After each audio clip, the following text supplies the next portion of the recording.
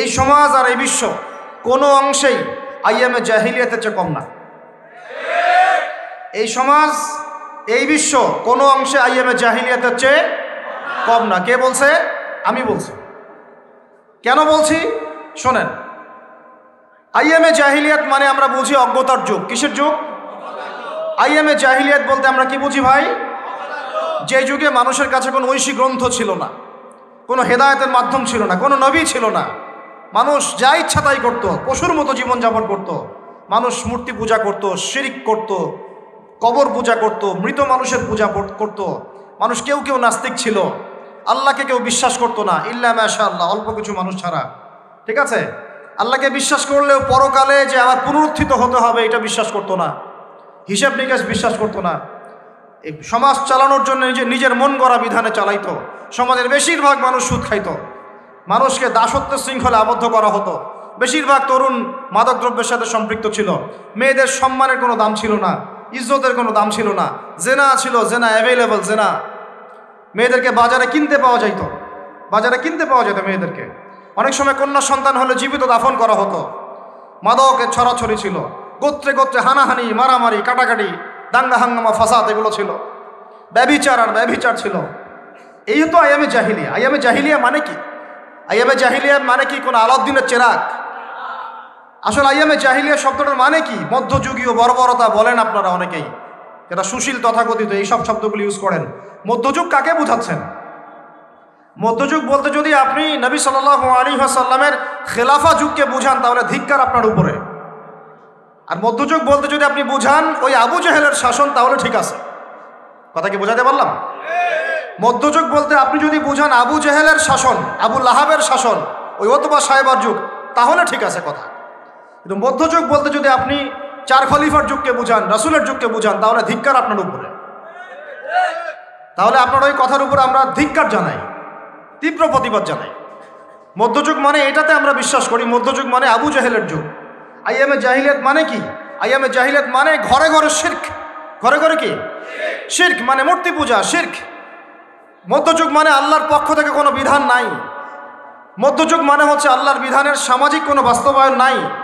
অগ্রগতি বলে দাবি করেন তাহলে সবচেয়ে অগ্রগতিশীল বা সবচেয়ে অগ্রগামী সভ্যতা ছিল আদের জাতি, সামুদের জাতি, সুলাইমান আলাইহিস সালামের জাতি। এটা আবার কি? কোত্থেকে আসলো এগুলা? জি, কোরআনের পাতায় পাতায় আছে। আদ জাতি এমন সভ্যতা নির্মাণ করেছিল, এমন সভ্যতা পৃথিবীতে আর দ্বিতীয় কেউ নির্মাণ করতে পারে নাই। সামুদ জাতি এমন সভ্যতা নির্মাণ করেছিল যেই সভ্যতা এখনো পৃথিবীতে কেউ নির্মাণ করতে পারে নাই। আর সুলাইমান আলাইহিস সালামের যুগে পৃথিবীর উন্নয়ন, সায়েন্স, টেকনোলজি, অগ্রগতি এত উঁচু মানের ছিল।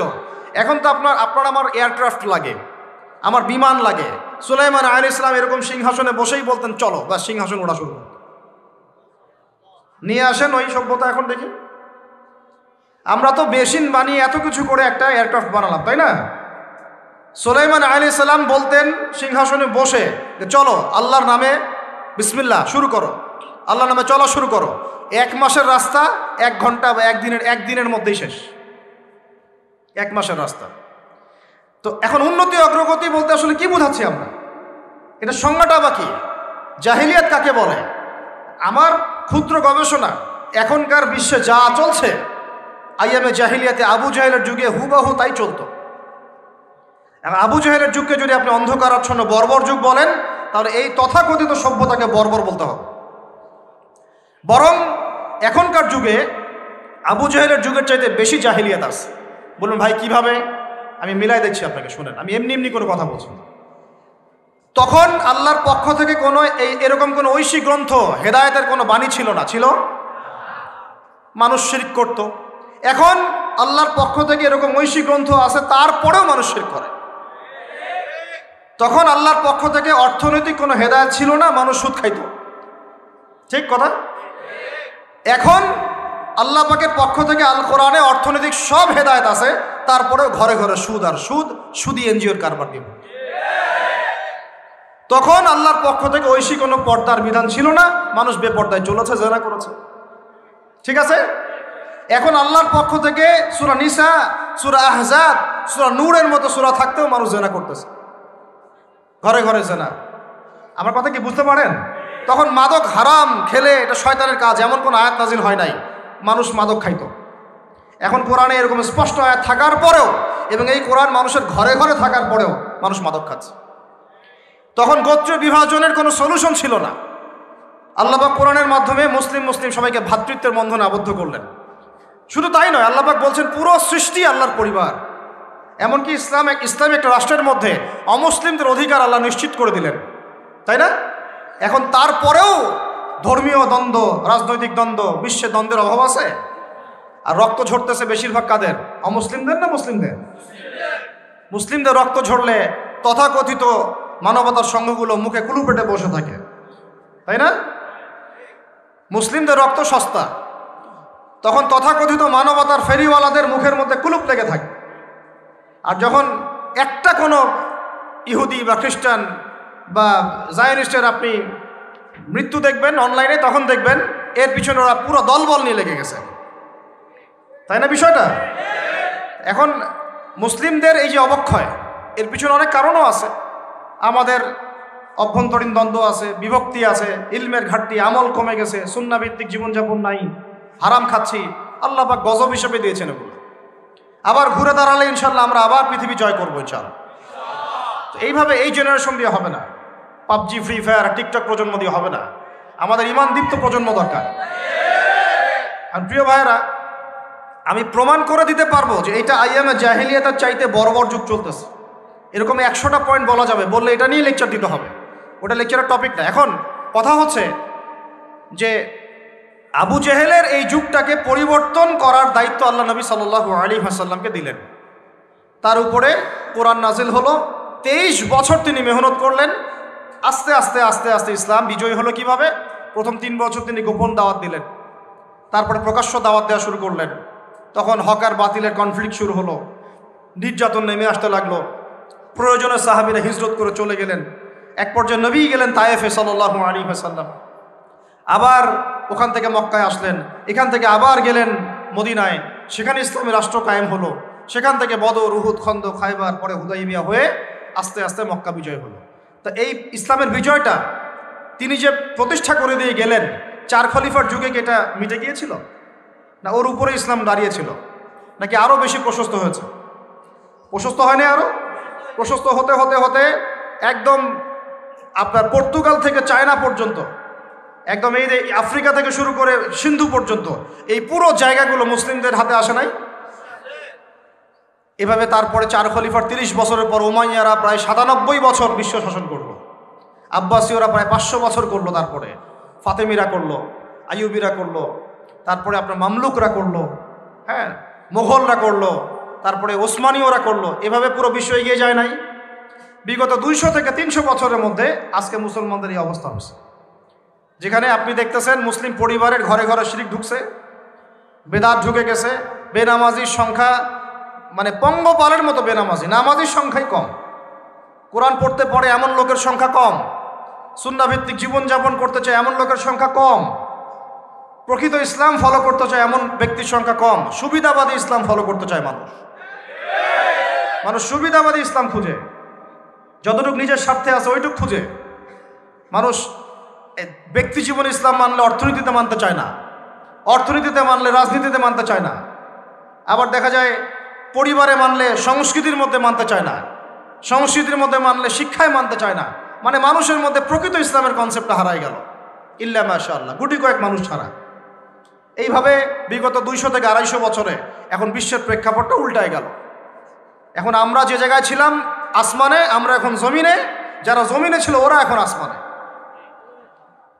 কেন ওরা আসমানে, আমরা জমিনে? বিশ্বের একসময় পলিটিক্স আমাদের হাতে ছিল, ইকোনমিক্স আমাদের হাতে ছিল, অর্থনীতি, সামরিক ব্যবস্থাপনা আমাদের হাতে ছিল, সবচেয়ে তীক্ষ্ণ প্রযুক্তি আমাদের ছিল, ইমানদীপ্ত প্রজন্ম আমাদের ছিল।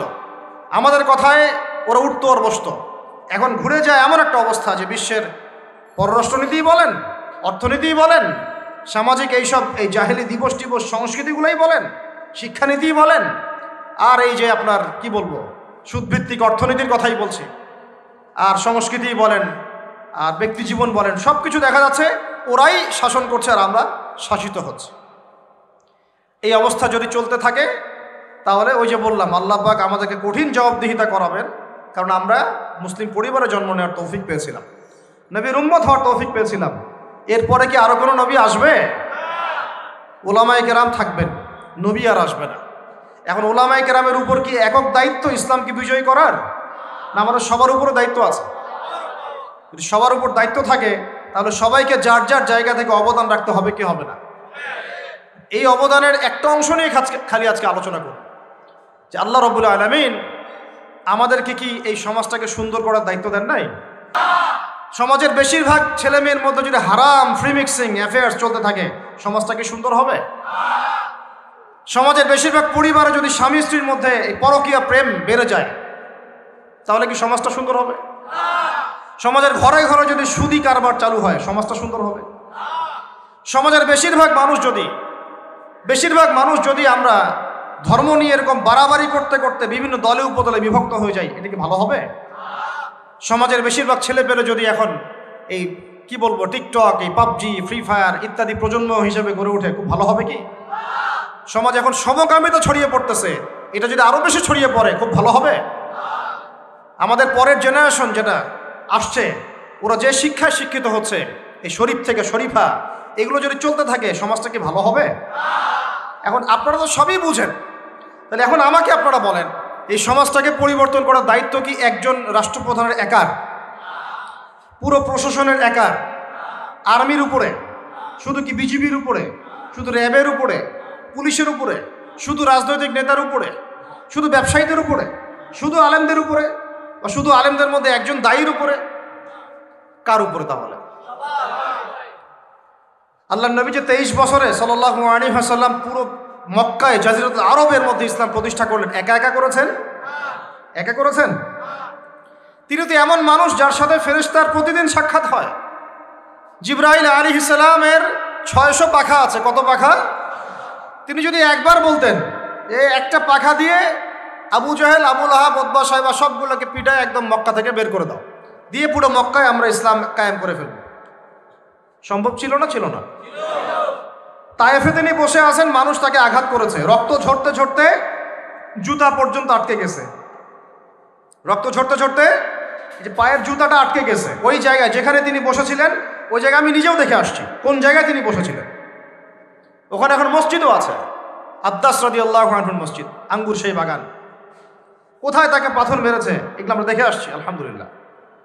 তো এখানে এগুলো না দেখলে আবার উপলব্ধি করা যায় না, এখানে আমার নবীকে মারা হয়েছে সাল্লাল্লাহু আলাইহি ওয়াসাল্লাম।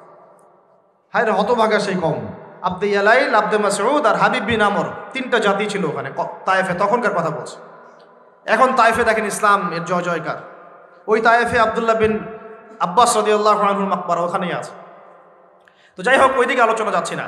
এখন আল্লাহর নবী তায়েফ থেকে ফিরে এসে এই আঙ্গুর বাগানে যে বসে আছেন, তখন জিবরাইল আলাইহিস সালামের সাথে মালাকুল জিবাল এসেছেন, মানে পাহাড় পর্বতের ফেরেশতা।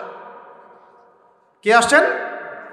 এসে বলছেন যে আপনার সাথে তায়েফবাসী যে আচরণ করেছেন আমরা দেখেছি, আল্লাহও দেখেছেন। আল্লাহ পাক আপনাকে অপশন দিচ্ছেন, জানতে চাচ্ছেন আপনি কি চান যে আমরা 2 পাহাড়ের মাঝখানে তায়েফবাসীকে ফেলে পিষ্ট করে দেই? নবীজিকে অফার দেয়া হচ্ছে, আপনি কি এটা চান? আমি হলে নিশ্চিত বলতাম হ্যাঁ চাই। কথা বুঝতে পারছেন না? আমি হলে কিন্তু নিশ্চিত বলতাম কি চাই। আর কথা হচ্ছে যে নবী সাল্লাল্লাহু আলাইহি ওয়াসাল্লাম উল্টা বললেন, বিপরীত দোয়া করছেন। তিনি বলছেন বাল আরজু, বরং আমি আশা করি। কি বলছেন? বরং আমি আশা করি আইয়ুখরিজাল্লাহু মিন আসলাবিহিম, আল্লাহ পাক তাদের ঔরস থেকে এমন একটা কওম যেন বের করেন, আল্লাযী ইয়াবুদুল্লাহ ওয়াহদা, যে কওমটা আল্লাহকে একক জেনে ইবাদত করবে, ওয়ালা ইউশরিকু বিহি শাইআ, আল্লাহর সাথে কাউকে শরীক করবে না। বলি সুবহানাল্লাহ। বদদোয়া তো করলেনই না, উল্টা কি করলেন? বদদোয়া না করে উল্টা দোয়া করলেন। তো আমি বুঝাতে চাচ্ছি, আল্লাহ নবী চাইলে কি এভাবেও ইসলাম কায়েম করতে পারতেন না? পারতেন না? বদদোয়া করতে পারতেন না? পারতেন না? উহুদের মাঠে তাকে দাঁত শহীদ করা হচ্ছে, তিনি রক্ত মুছছেন আর বলছেন যে আল্লাহুম্মা গফির কওমি, আল্লাহ আমার কওমকে মাফ করে দাও, ফাইন্নাহুম লা ইয়ালামুন, কারণ তারা জানে না, বুঝে না। এখন আমাদের কাজ কি? এদের উপর এই যে চলমান, আমি বললাম সামাজিক সংকট, অর্থনৈতিক সংকট, শিক্ষা সংকট, এগুলোকে কি আগ্রাসীভাবে মোকাবেলা করা, না এগুলোকে সংস্কারের চেষ্টা করা? এই চেষ্টাটা কি আমি একা করতে পারবো? আর একটা দিবসে কেন্দ্র করে অনেকগুলো কথা উঠে আসতেছে, কিন্তু সমস্যা শুধু একটা দিবসে না, সমস্যা হচ্ছে পুরো সিস্টেমটাই সমস্যা। সমস্যা হচ্ছে আমরা অনেকে সৎ কাজে আদেশ করতেছি, অসৎ কাজে নিষেধ নাই। সমস্যা হচ্ছে আমরা সমাজ সংস্কার করতে চাই, কিন্তু কিসের মানদণ্ডে করব বুঝি না। সমাজ সংস্কার করতে হবে কোরআন এবং হাদিসের মানদণ্ডে। আমার নিজের মস্তিষ্ক প্রসূত বিদ্যা বুদ্ধি দিয়ে সমাজ সংস্কার করা যাবে না। যাবে? যদি যাইতোই তাহলে আইয়ামে জাহিলিয়াত কেন সংস্কৃত হলো না? কেন তখন আবার নতুন করে ইকরা বিসমি রাব্বিকাল্লাযী খালাক ওহী নাজিল করতে হলো? কারণ সমাজ আল্লাহর বিধান ছাড়া সংস্কার হবে না, এটাই প্রমাণ হয়ে যায়। সমস্যা হচ্ছে না কেন? কারণ আমরা বকধার্মিক হয়ে আছি যে আমি নিজে ভালো থাকলেই ভাই ভালো, আমি তো তাহাজ্জুদ গোজার, সমাজ কোথায় যায় যাক, আমি তো আর সুদ খাই না, সমাজ সবাই খাই খাক, এভাবে আমি তো আর করি না, সবাই জেনা করতেছে করুক, সবাই এসব দিবস পালন করতেছে করুক, বেলাল্লাপনা করতেছে করুক, আমি তো আর করি না। এই যে আত্মকেন্দ্রিক চিন্তা, এই কারণে সমাজটা সংস্কার হচ্ছে না। দায়িত্ব সবাইকে নিতে হবে। রাজি আছেন আপনারা? এখন আমার সাথে আগে বুঝেন, দেখেন আজকে থেকে বহু বছর আগে, আমার কথাটা একটু শুনেন, বহু বছর আগে একটা ধর্মযাজক ছিল খ্রিস্টান। আমাদের ইয়াং জেনারেশনের সমস্যা কি, তারা সামনে একটা কিছু দেখলে দৌড় দিয়ে ওখানে যাওয়ার চেষ্টা করে। ওরা বুঝে না কিন্তু আসলে এটা আসলো কোত্থেকে, কে চালু করলো, কোত্থেকে আসলো, কি অবস্থা। ওটা 270 সাল কি 90 সালের কথা, অনেক আগের কথা। ওখানে একটা সেন্ট বলে এরা, যে সেন্ট মার্টিন আপনারা বলেন, এটাও একটা ধর্মযাজকের নামেই। আপনারা তো অনেকে জানেনও না যে সেন্ট মার্টিন দিবসও আছে। সেন্ট মার্টিনও কিন্তু দিবস আছে। প্রত্যেক ধর্মযাজকের নামে পশ্চিমরা দিবস তৈরি করছে। আর সেন্ট মার্টিন দিবস কবে জানেন আপনারা? 11 নভেম্বর। কত তারিখ? 11 নভেম্বর। তা ওটা আবার পালন করতে যায় না। বললাম যে বলতে চাই নাই, তা বলে ফেললাম। প্রত্যেক সেন্টের নামে ওরা এরকম করে একটা দিবস বানায়, ওদেরকে স্মরণীয় করে রাখার জন্য। কথা বুঝতে পারছেন? আমরা কি কখন আবু বকর দিবস বানিয়েছি? ওমর দিবস বানিয়েছে? ইসলামে বদর দিবস বলে কিছু আছে? উহুদ দিবস আছে? মক্কা বিজয়ের দিনও কি আমরা বিজয় দিবস পালন করি? ইসলামে আছে ঈদ উল ফিতর, ঈদ উল আজহা। কি আছে? ঈদ উল ফিতর, ঈদ উল আজহা আছে। আমাদের আশুরা আছে, মুহররম আছে, ওখানে ইবাদত আছে। তারপরে আমাদের আরাফার দিনে সওমের ব্যাপার আছে, জিলহজে হজের ব্যাপার আছে, রমাদানের ব্যাপার আছে, এইগুলো আছে। আমরা কি নির্দিষ্ট করে কোনো দিনকে শুভ অশুভ এরকম ফিক্স করি? এই দিনটা শুভ, এই দিনটা অশুভ? নাউজুবিল্লাহ, এগুলো তো শিরক। এগুলো কি? ওই সাইন্টের নাম ছিল ভ্যালেন্টাইন। ও নিজে ছিল একজন চরিত্রহীন, ছোট ছোট মেয়েদেরকে ফুসলিয়ে ফাসলিয়ে বিছানায় নিত আর, এবং ওটাকে সে বৈধতা দেওয়ার চেষ্টা করত। ওদের জেনারেশন, ওদের প্রজন্ম তো এরকমই। দেখেন না আপনারা পশ্চিমে, ওদের ওখানে, ওদের তো ফ্রি সেক্সের দেশ। কি বলে? ফ্রি সেক্সের দেশ, মানে যে যার সাথে ইচ্ছা সেক্স করতে পারে। এখানে বৈবাহিক সম্পর্ক করে সেক্স করতে হবে জরুরি না। ওখানে যে যা, এটা বাক স্বাধীনতা, ওদের ব্যক্তি স্বাধীনতা। ইচ্ছা হইলে একজন মদ খাইলো, গিয়ে রাত কাটাইলো, কোনো সমস্যা নাই। ইচ্ছা হইলে একটা ছেলের সাথে রাত কাটাইলো, কোনো সমস্যা নাই। নাউজুবিল্লাহ। ইচ্ছা হইলে একটা হিজড়ার সাথে রাত কাটায়, কোনো সমস্যা নাই। ইচ্ছা হইলো, মানে কি বলবো, একটা ছেলে 5টা মেয়ের সাথে একসাথে জেনা করলো, তাও সমস্যা নেই। 5টা ছেলে মিলে একটা মেয়ের সাথে জেনা করলে কোনো সমস্যা নেই। এইগুলো আরও ভিডিও করে করে করে করে ইন্ডাস্ট্রি বানাইছে এরা। ওই ইন্ডাস্ট্রির নাম দিয়েছে পর্ন ইন্ডাস্ট্রি। কি ইন্ডাস্ট্রি? Porn industry. এগুলো যেগুলো অনলাইনে দেখানো হয়, এগুলো কোনোটা বাস্তব না, রিয়েল না, এগুলো শুটিং করা। এগুলো কি জাস্ট যেমন নাটক সিনেমা আপনারা দেখেন শুটিং করা, এগুলো কি বাস্তব? স্ক্রিপ্ট লেখা হয়, 10টা ক্যামেরা থাকে, লাইট ক্যামেরা অ্যাকশন, তারপর শুটিং শুরু হয়। ঠিক পর্ন ইন্ডাস্ট্রিটা এরকম একটা ইন্ডাস্ট্রি, এটা কোনো রিয়েল কিছু না। ওইটা সারা দুনিয়ার মানুষকে এরকম বেহায়াপনা নগ্নতা ছড়িয়ে দিয়ে ইন্টারনেটের মাধ্যমে প্রত্যেকটা দেশে দেশে পুরা দুনিয়া ছড়াই দিল। এই হলো এই সভ্যতা। ওই সভ্যতার এই ছিল সাইন্ট বলা হয়, মানে সেন্ট ধর্মযাজক। জেনা করতো, এর বৈধতা দেওয়ার চেষ্টা করতো। তো ওই সময়ে যে রাষ্ট্রপ্রধান ছিল, ওর নাম সম্ভবত ক্ল্যাডিয়াস না কি জানি হবে, আমার মনে নাই, অনেকদিন আগের পর। মেবি দ্বিতীয় ক্ল্যাডিয়াস হতে পারে, নামটা ভুলও হতে পারে, দেখে নিয়েন চেক করে। এ আবার ছিল একটু সৎ। এ দেখছে না, এগুলো তো চলবে না, এরকম ধর্মের নাম দিয়ে আপনি মেয়েদের সাথে এরকম করবেন, কি বলে, নষ্টামি করবেন, এগুলো চলবে না। ওকে ধরে জেলখানায় ঢুকাইছে। জেলখানায় ঢুকানোর পরে একজন কারারক্ষী আছে, ওই কারারক্ষীর মেয়ে আবার অন্ধ, আর এই সাইন্ট আবার চিকিৎসকও ছিল, সে আবার ট্রিটমেন্টও করত, চিকিৎসকও ছিল। তো সে চিকিৎসা করে করে ওই মেয়েটার চোখ কিছুটা ভালো করে দেয়। পরে ওই মেয়ের সাথেও আবার জেনায় লিপ্ত হয়। এরপরে একে ফাঁসি দেওয়া হয়। এরও প্রায় 200 বছর পরে, 400 মনে হয় 90 সাল কি 93 সালের দিকে এসে ওই পরের জেনারেশনের কোনো এক রাজা, ওর নামও ভুলে গেছেন, এগুলো মনে রাখতেও চাই না, আসলে মনে রাখার বিষয়ও নয়।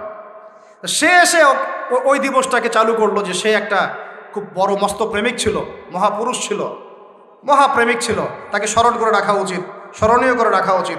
ওই সময় থেকে এই যে 14 ফেব্রুয়ারি ভ্যালেন্টাইন্স ডে চালু হয়েছে। এরপরে ইউরোপের মধ্যে, শোনেন, ইউরোপের মধ্যে কয়েকটা দেশ ছাড়া কেউই এটাকে গ্রহণ করে নাই। ইতালিতে এই ঘটনাটা ঘটছে, স্বয়ং ফ্রান্সও এটা অনেক সময় গ্রহণ করে নাই।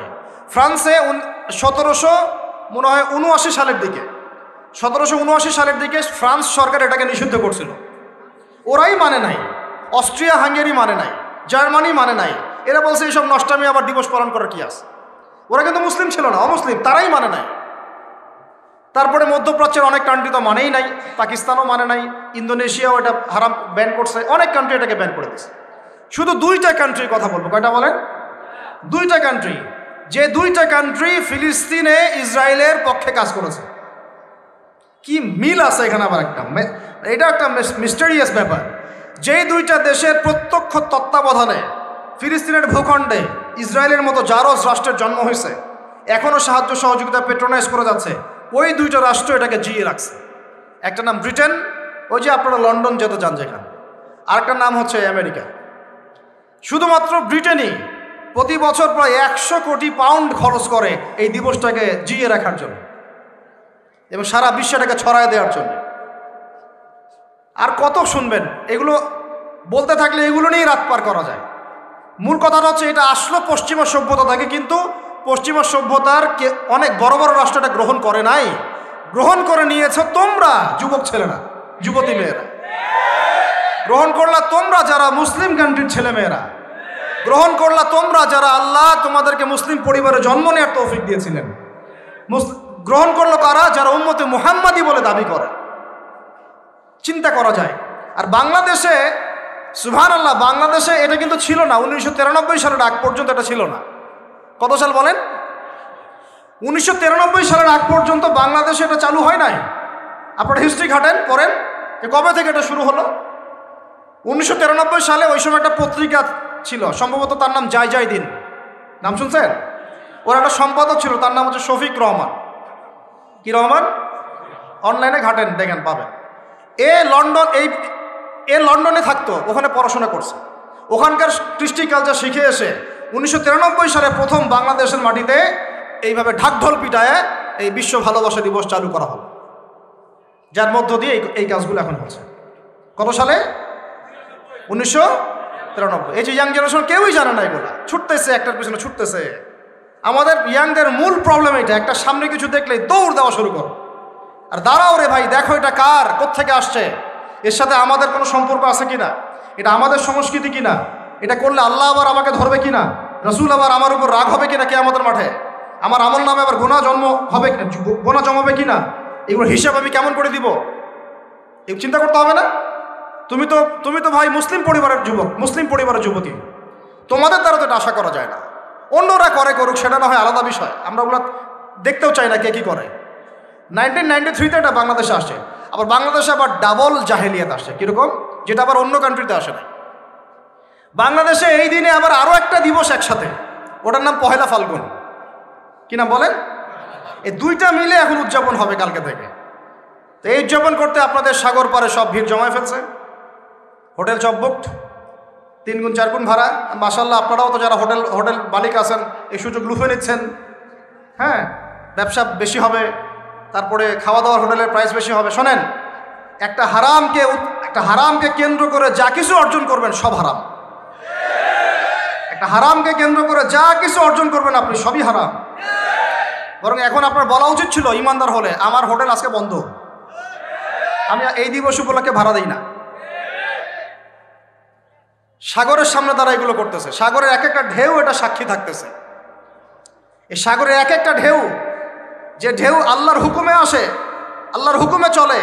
আপনি ইমানদার মানুষ, আল্লাহর বান্দা, আল্লাহর মুমিন বান্দা, আপনার জন্য আল্লাহ সাগরের তলদেশে অসংখ্য নিয়ামত রিজিক দিয়ে দিয়েছেন, আমাদের জন্য দিয়েছেন। ওকে আমাদের অনুগত করে দিয়েছেন। দাঁড়ান আপনি তার সামনে, ও বিনয়ের সাথে আপনার পা ধুয়ে দিবে। সাগর বিনয়ের সাথে আপনার কি করবে? পা ধুয়ে দিবে। আর এই সাগরকে আল্লাহ যদি কোনোদিন বলেন এইখানে এরকম এই অশ্লীলতা হয়েছে, বেহায়াপনা হয়েছে, জেনা হয়েছে, ব্যভিচার হয়েছে, সমকামিতা হয়েছে, এই সাগর তুমি এই সমস্ত এলাকাবাসীকে ধ্বংস করে দাও, কি করবেন সেদিন? ঠেকাতে পারবেন? আমি কারোকে সন্তুষ্ট করার জন্য কথা বলছি না, আর কারো অসন্তুষ্টির পরও আমি করছি না। যেটা হক সেটা আমাকে বলতে হবে। কারণ যদি আমি না বলি ওই গজব আসলে আমি সদ্য ধ্বংস হয়ে যাব। আল্লাহ পাক চাইলে এক দিনের মধ্যে এমন সুনামি দিতে পারেন, পুরা কক্সবাজার কেন বাংলাদেশ পানির তলে চলে যেতে পারে। এই জায়গাকে বেছে নিছে এই জেনা দিবস পালন করার জন্য। চিন্তা করেন কার ক্যারেক্টার, কার আদর্শ এটা ফলো করতেছে। আল্লাহ পাক কোরআনে বলেছেন, লাকাদ কানা লাকুম ফি রাসূলিল্লাহি উসওয়াতুন হাসানাহ, তোমাদের মধ্যে আল্লাহর নবী মুহাম্মদ সাল্লাল্লাহু আলাইহি ওয়াসাল্লামের মধ্যেই আছে সর্বোত্তম আদর্শ। আর এই দিবস পালনের মধ্য দিয়ে আপনারা ওই সেন্ট ভ্যালেন্টাইন্স ওর আদর্শ ফলো করতেছেন। বলি নাউযুবিল্লাহ। হাদিসে নবীজি বলছেন, আল মারউ মা'a মান আহাব, যে যাকে ভালোবাসবে। অন্য হাদিসে আসছে যে যে কম যার সাদৃশ্য অনুসরণ করবে তার সাথেই তার হাসর হবে। তাহলে আপনারা তার সাথে হাসরের প্রিপারেশন নিতে থাকেন। কার সাথে হাসর করতে চান? চিন্তা করা যায়। আনাস রাদিয়াল্লাহু আনহু বলতেন যে আমি আল্লাহর নবীকে ভালোবাসি, আমি আবু বকরকে ভালোবাসি, আমি ওমরকে ভালোবাসি রাদিয়াল্লাহু আনহুম আজমাইন। যদিও আমার আমল তাদের মতো নয়, তারপরে আমি আশা করি এই ভালোবাসার খাতিরে আল্লাহ তাদের সাথে আমাকে হাসর করাবে। চিন্তা করা যায়। আজকে একটা হাদিস পড়ছিলাম যে কিয়ামতের মাঠে শহীদরা পর্যন্ত ঈর্ষান্বিত হবে, নবীরা ঈর্ষান্বিত হবে একদল মানুষকে দেখে, যে আল্লাহ পাক তাদেরকে নূর দিবেন, চেহারা আলোকিত হয়ে থাকবে। তারা শহীদ হয় নাই, তারা নবীও ছিল না, বরং তারা তাদেরকে দেখে ঈর্ষান্বিত হবে। আল্লাহ পাক বলবেন, এরা আমার সেই সব বান্দা যারা একে অপরকে মহব্বত করতো শুধু আমার সন্তুষ্টির জন্য। আর আমরা জেনাকে মহব্বত নাম দিয়েছে। এখন আমি এই জায়গাটা থেকে একটু ভিতরে যাই। দেখেন 1993 সালে এটা চালু হওয়ার পর থেকে কি হলো, আসলে হলোটা কি দেখেন। হলো মানে কি, একটু মনোযোগ দাও আমার দিকে তোমরা ইয়াংরা। যখন এটা লাইসেন্স পেয়ে গেল, পৃষ্ঠপোষকতা পাচ্ছে, তখন আসলে হচ্ছেটা কি? একটা জিনিস লাইসেন্স ছিল না, পৃষ্ঠপোষকতা ছিল না, মানুষ অল্প কিছু মানুষ করতো, সেটা আলাদা বিষয়। আর যখন একটা বিষয় মানে আপনি ঢাকঢোল পিটায়ে উদযাপন করতেছেন, তখন এটা একটা কি পেয়ে যায়, একটা আনুষ্ঠানিকতা পেয়ে যায়, একটা লিগালাইজড হয়ে যায় জিনিসটা। মনে হয় যে ওটাই মনে হয় করণীয়, ওটা যারা করছে না ওরাই মনে হয় ব্যাকডেটেড, এমন হয়ে যায় বিষয়টা। হলো কি তারপরে হলো ছেলে মেয়েদের ফ্রি একটা মিক্সিং শুরু হয়ে গেল। ছেলে মেয়ে মানে আল্লাহ পাক যে বলেছেন যে তোমরা দৃষ্টি নিচু করো, এটা যে কোরআনে আছে যে একটা গায়রে মাহরামের দিকে চোখ পড়লে যদি খারাপ চিন্তা চলে আসে চোখটা কি করো, নিচু করো, ছেলে হোক মেয়ে হোক। এই আয়াত কোরআনেই পড়ে থাকলো। চক্ষু নিচু করো তো দূরের কথা, চোখে চোখ রেখে এখন কিস করতেছে মনে করেন বিষয়টা, তাই না? কথা কি বুঝতে পারেন? আল্লাহ পাক কোরআনে বলছেন, আমি শর্ট করে বলতেছি যেটা আপনাদের টাইমটাও মানে একটা ফ্যাক্ট, আপনার বাসায় গিয়ে পড়ে দেখবেন। আল্লাহ পাক কোরআনে বলেছেন, ওয়ালা তাকরাবা হাযিহিশ শাজারা। একটু বোঝার চেষ্টা করেন। এই কথাটা আল্লাহ পাক বলেছেন আমাদের পিতা এবং মাতাকে, আদম আলাইহিস সালাম এবং হাওয়া আলাইহিস সালামকে। দেখো তোমরা জান্নাতের সব জায়গায় ঘোরো, খাও, কোনো সমস্যা নাই। ওয়ালা তাকরাবা হাযিহিশ শাজারা, এই গাছে উঠবা না, কথাটা এমন না। এই গাছের পাতা ধরবা না, কথাটা এমন না। এই গাছের ফল টান দিও না, কথাটা এমন না। এই গাছের ছায়ায় বসিও না, কথাটা এমন না। আল্লাহ পাক বলছে ওয়ালা তাকরাবা, এই গাছের কাছেও, আরো জোরে বলেন, এই গাছের কাছেও যেও না।